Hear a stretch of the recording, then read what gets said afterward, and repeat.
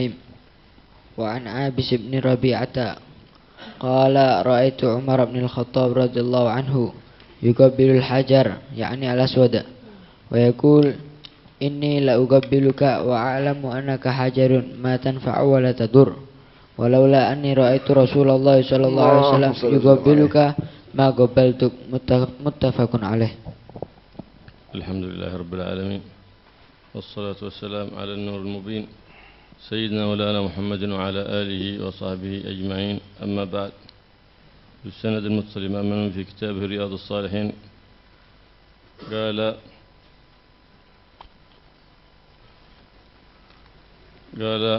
عن ابن عابس بن ربيعة رأيت عمر بن الخطاب رضي الله تعالى عنه يقبل الحجر يعني الأسود. شرع الله سبحانه وتعالى لعباده الطاعات والعبادات، فمنها ما أدركوا بعض معانيه ولم يحصوا جميع معانيه، ودخلت وفهمت فيها العقول معان وخفيت عنها أكثر المعاني.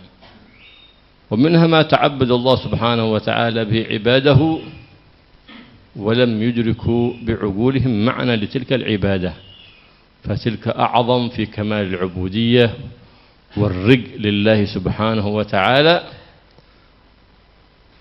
فمنها تقبيل الحجر، ومنها حج بيت الله الحرام والطواف بالكعبة والسعي والرمي، وكثير مما هو في الحج من الأعمال التي لا يعقل معناها فيفعلها العبد تعبدا لله سبحانه وتعالى وإظهارا لرقه وخضوعه لله سبحانه وتعالى، فيتجنب العقل ذلك، إذ كما قيل أنه لا عقل مع نص، فمن أدخل العقل مع وجود النص فقد غير الأديان وقد أضل الأنام، كما فعل بعض المتأخرين ممن ينتسب إلى الدين فأدخلوا عقولهم مع وجود النصوص، فحينئذ ضلوا أنفسهم وأضلوا غيرهم، فلا عقل مع نص،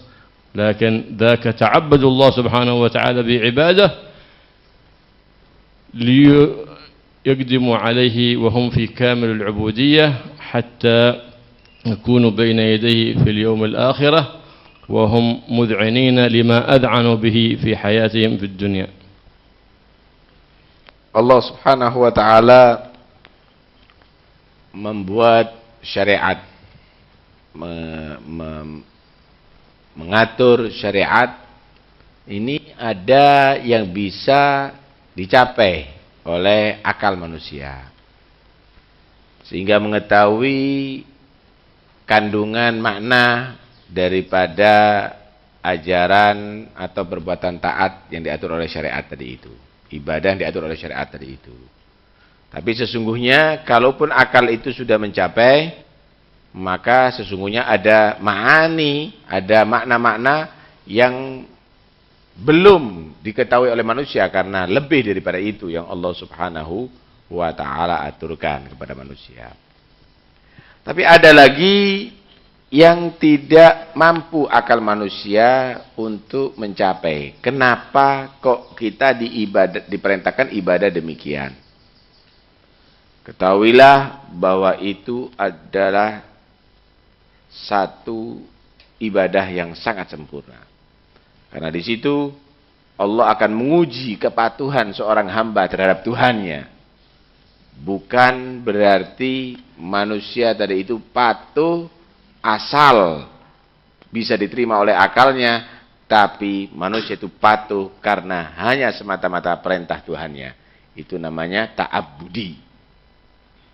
Seperti kenapa kita harus tawaf ke Ka'bah? Kan jauh, biayanya banyak. Kenapa kita sa'inya ada di Mas'a? Kenapa kita wukufnya ada di Arafah? Kenapa kita lempar Jumarat? Kan jauh. Kok nggak ngelempar 4 ledeng aja misalnya? Ini ta'abudi. Karena itu akal manusia ini jangan dijadikan patokan dalam urusan agama. Dikatakan la agla fin nusus. Jangan pakai akal logika dalam nas. Ketika nas itu dilogikakan, maka itu bisa kufur nanti, nggak ada agama nanti itu orang. Kalau ada nas, ya berarti akal ikut aja. Nggak perlu kita bahas. Akal itu untuk memperkuat daripada agama kita. Jangan agama kita diukur semuanya dengan akal. Dan ini terjadi di akhir zaman.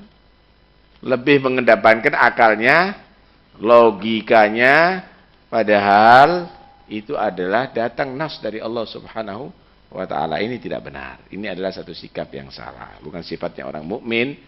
Allah Subhanahu wa ta'ala akan mengganjar orang yang patuh dan taat kepada dia. Bukan orang yang pinter-pinteran tapi akhirnya tidak patuh kepada dia. وتقبيل الحجر الأسود تعبدنا الله سبحانه وتعالى به وسنه لنا رسول الله صلى الله عليه وآله وسلم كما ورد في الحديث عن النبي محمد صلى الله عليه وآله وسلم: الحجر الأسود يمين الله في أرضه يصافح بها خلقه كما يصافح أحدكم أخاه. يمين الله في أرضه لأن الله سبحانه وتعالى يأتي به يوم القيامة فيشهد بلسان ذلق أي فصيح لمن استلمه، يشهد له بالتوحيد لله سبحانه وتعالى. Di antara yang harus kita patuhi, sekalipun akal manusia tadi itu tidak bisa mencapainya, yaitu mencium hajar aswad. Kita mencium hajar aswad karena diperintahkan oleh Nabi, nggak lebih daripada itu. Karena patuh kepada Rasulullah Sallallahu Alaihi Wasallam.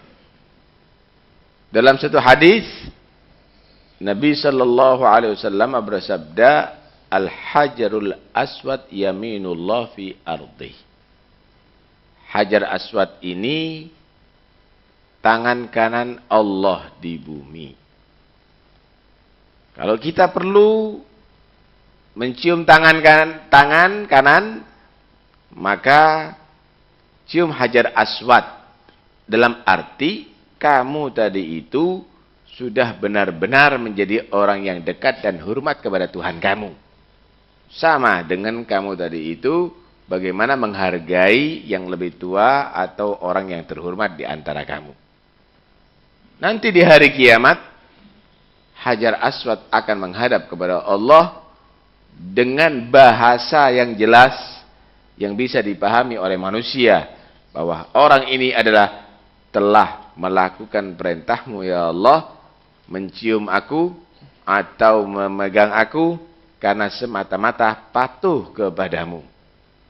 Karena itu, jangan kamu anggap ini adalah main-mainan seperti kamu mencium batu-batu yang lainnya, tapi itu adalah karena sudah diatur oleh syariat dan nanti hajar aswad yang akan menjadi saksi di hari kiamat. فقبل الحجر سيدنا عمر رضي الله تعالى عنه وسمعه هذا التابعي عابس بن ربيعة يقول: إني أعلم أنك حجر ما تنفع ولا تضر، ولولا أني رأيت رسول الله صلى الله عليه وآله وسلم يقبلك ما قبلتك. لأن كان الناس في عهد الجاهلية يقبلون الأحجار وهم يعتقدونها، ولأن أصنامهم كانت مصنوعة من الأحجار ويعتقدون أنها تضر وتنفع.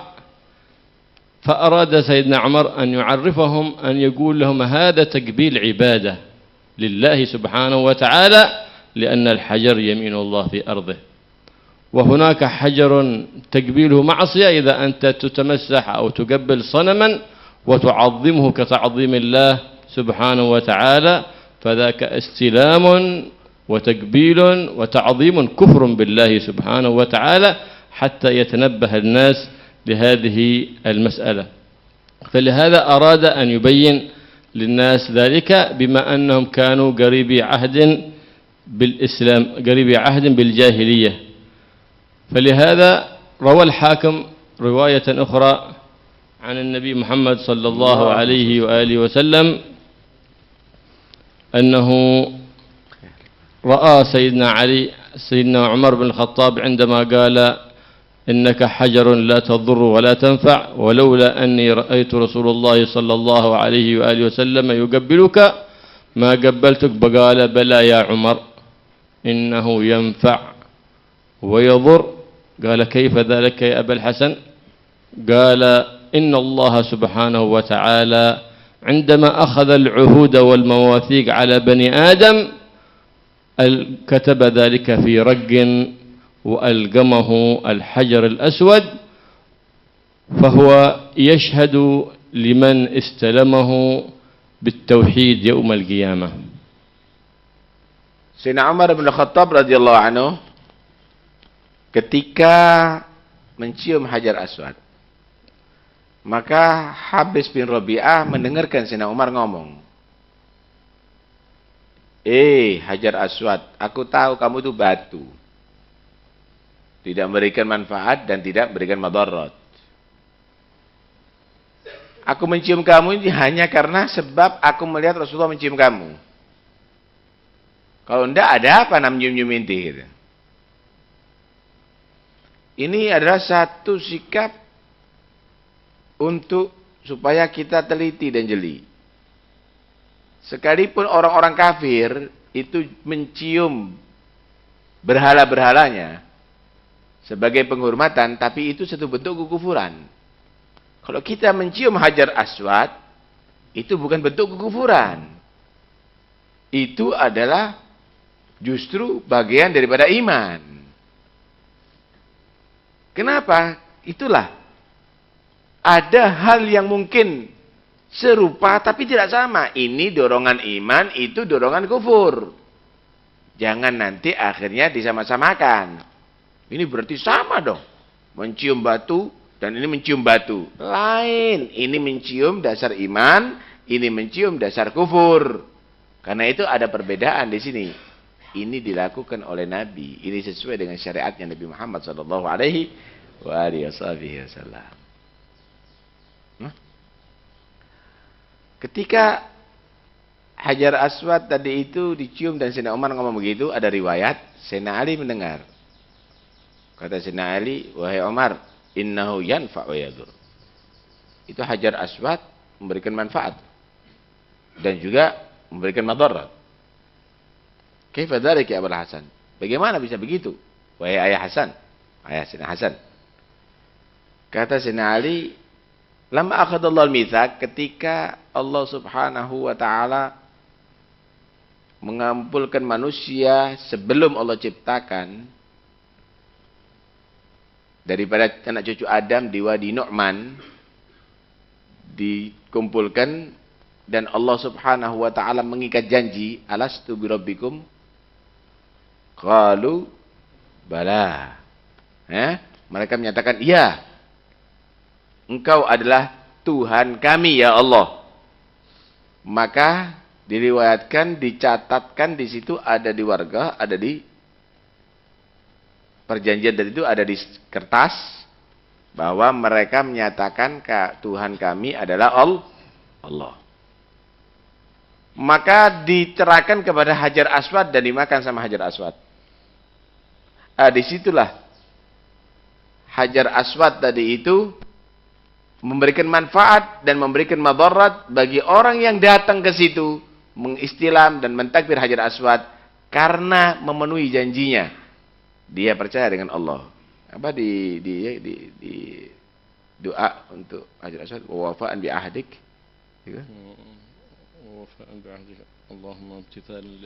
Allahumma imtithalan li amrik wa wafa'an tasdiqan biwa'dik wa wafa'an bi'ahdik. Ya Allah, aku melaksanakan ini adalah satu bentuk iman kepadamu.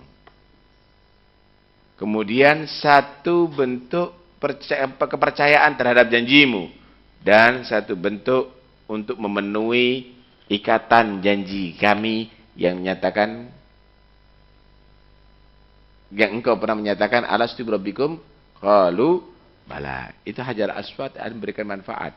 Dan bagi yang tidak mengingkari kepada Hajar Aswad dan tidak datang padahal dia mampu, maka Hajar Aswad akan juga menjadi saksi bahwa ini orang telah mengingkari janjinya, ta'ahudnya dengan Allah Subhanahu wa ta'ala.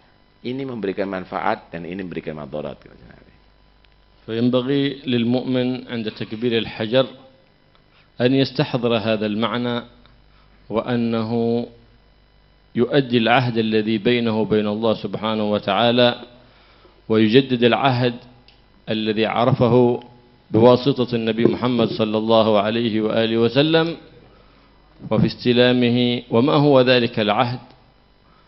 أنك تجتنب ما حرم الله سبحانه وتعالى عليك وتفعل ما أمرك الله به سبحانه وتعالى، فإنك إن لم تفعل خنت العهد، ومن خان العهد استوجب المقت من الله سبحانه وتعالى.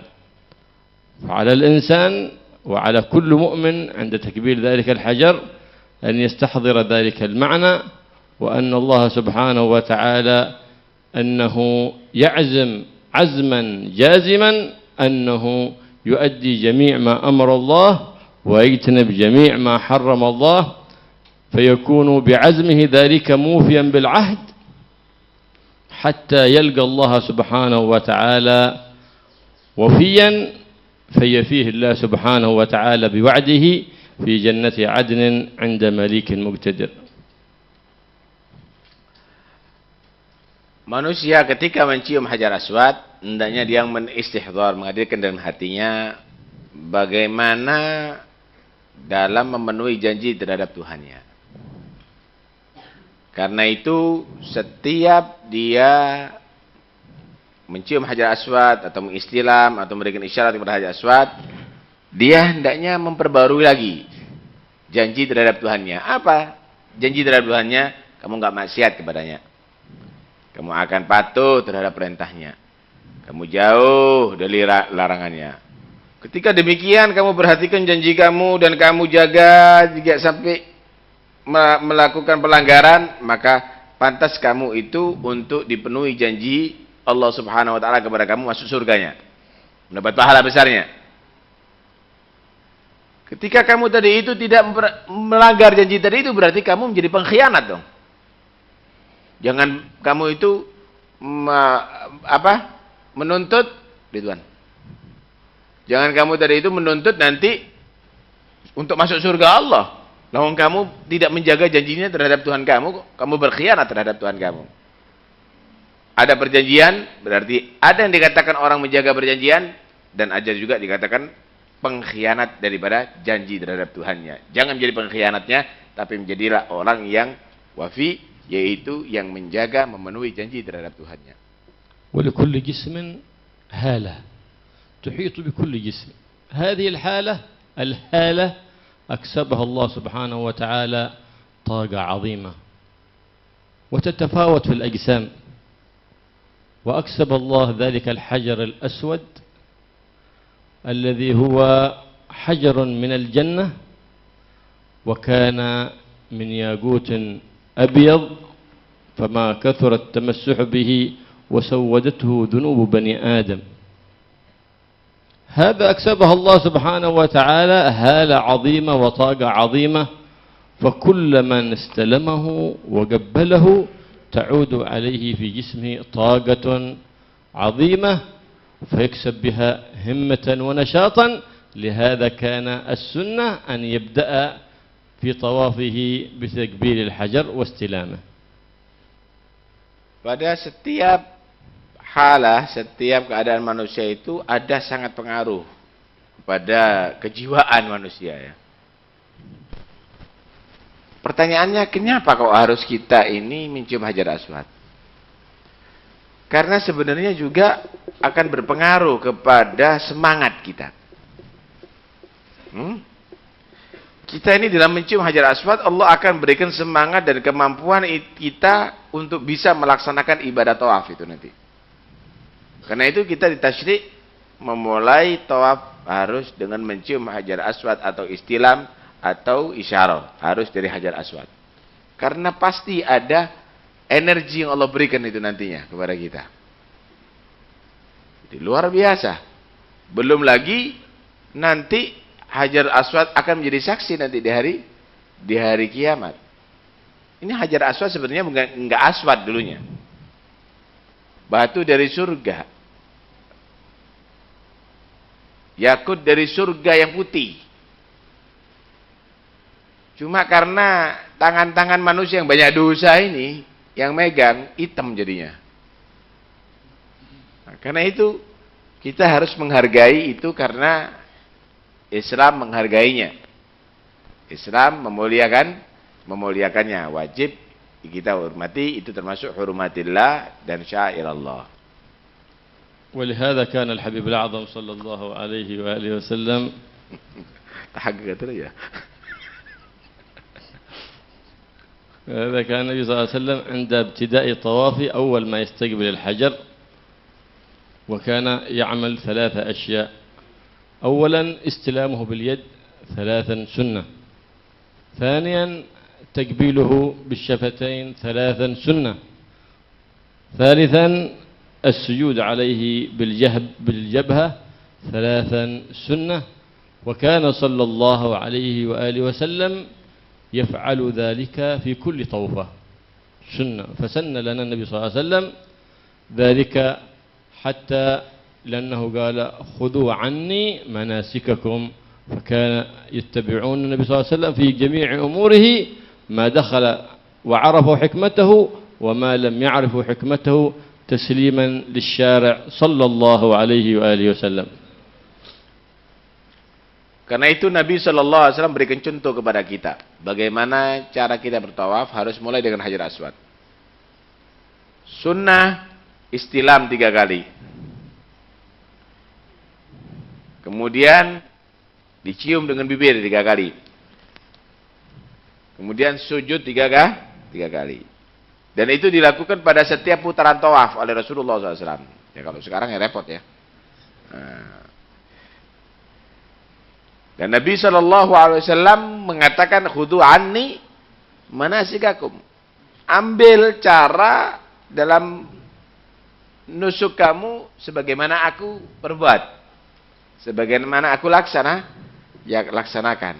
Karena itu sunnah itu hukumnya. Kalau kita mampu, ya, kalau kita mampu. Itulah yang dilakukan oleh Nabi SAW.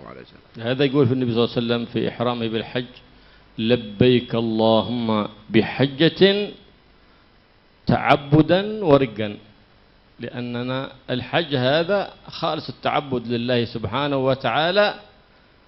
ولم يقل في الصلاة أصلي تعبدا ورقا، ولم يقل في الصيام نويت صوم غد تعبدا ورقا، لأنه في الصيام حكمة قد تميل إليها النفس، وفي الصلاة من ركوع وسجود تخضعا لله سبحانه وتعالى قد تميل إليه ميلا ما، وهناك أعمال لا يعقل لها معنى، فذاك فعلها في غاية وكمال العبودية لله سبحانه وتعالى. Karena itu Nabi SAW dalam memulai hajinya, beliau mengatakan labbaik Allahumma bihajjatin ta'abbudan wariga. Labbaik Allahumma, kami melaksanakan haji ta'abbudan sebagai penghambaan diri terhadapmu ya Allah, warigan sebagai budak yang patuh kepadamu ya Allah.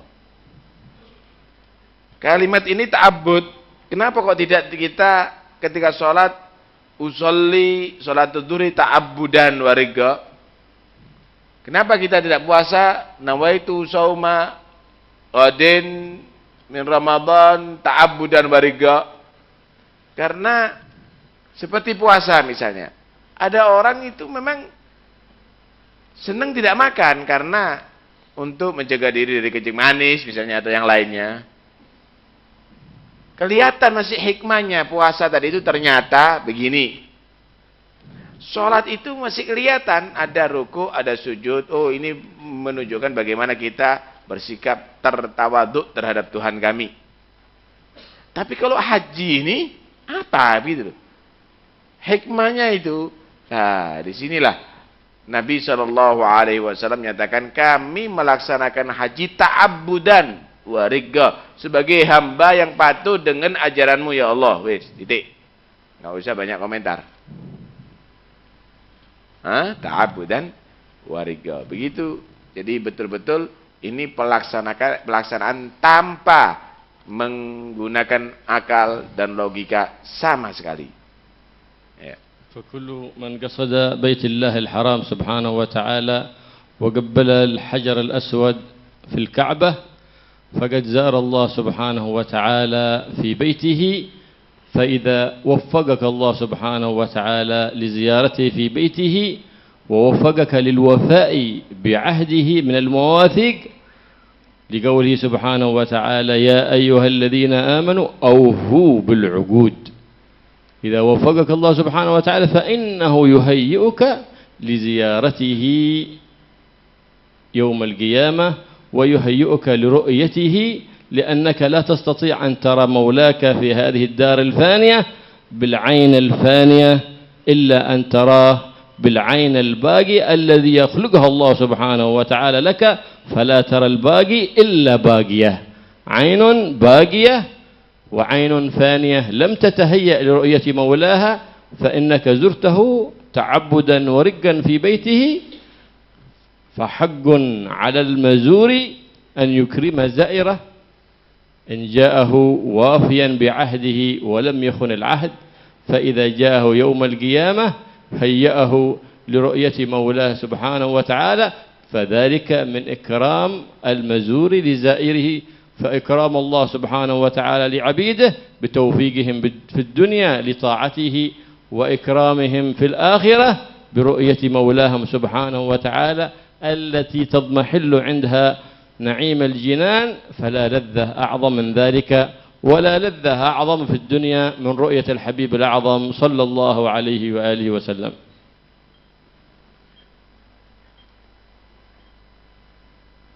Ketika Allah subhanahu wa ta'ala berkehendak memberikan taufik, hidayah kepada manusia, maka Allah subhanahu wa ta'ala memberikan kemudahan kepada orang tadi itu untuk bisa melaksanakan ibadah umroh atau haji sampai ke Baitullahil Haram, sampai mencium Hajarul Aswad.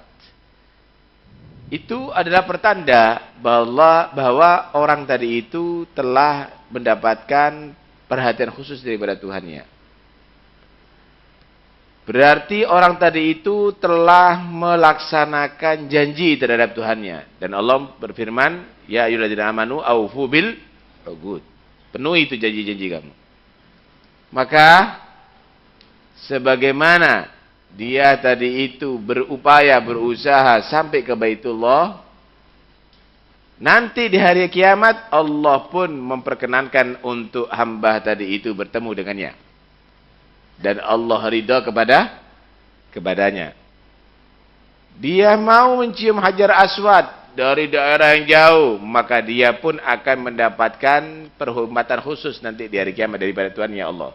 Karena dia telah memenuhi janjinya.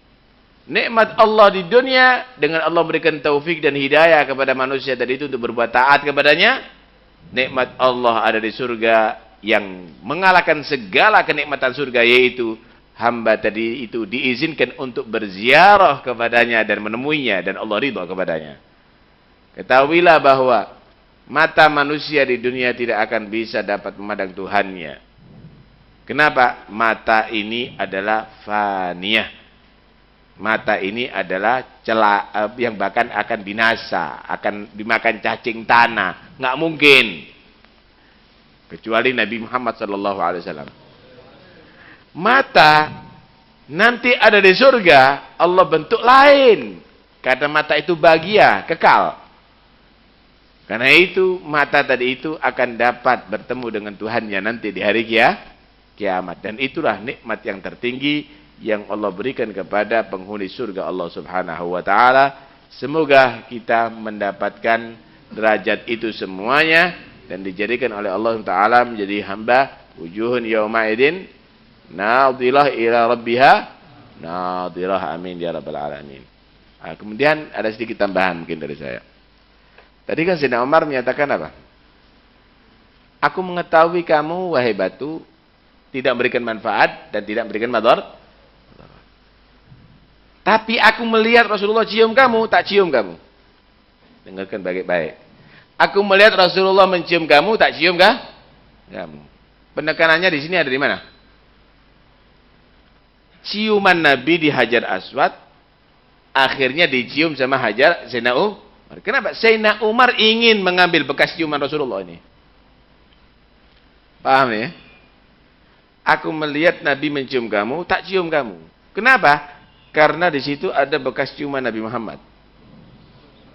Sehingga Sayyidina Umar bin Khattab ingin juga mendapatkan satu kehormatan bagi dia tertempel bibirnya dengan batu yang pernah ditempel dengan bibir Nabi Muhammad SAW. Ini juga dalil untuk tabarruk. Coba kamu paham ini. Aku tahu kamu batu, gak memberikan manfaat dan tidak memberikan madarat. Udah ya batu ya. Tapi karena aku lihat Nabi cium kamu, tak cium kamu. Berarti ciuman Nabi kan yang menjadi sabab diciumnya Sayyidina Umar. Itulah nilainya. Segala sesuatu tadi itu yang ditempeli oleh Rasulullah berberkah.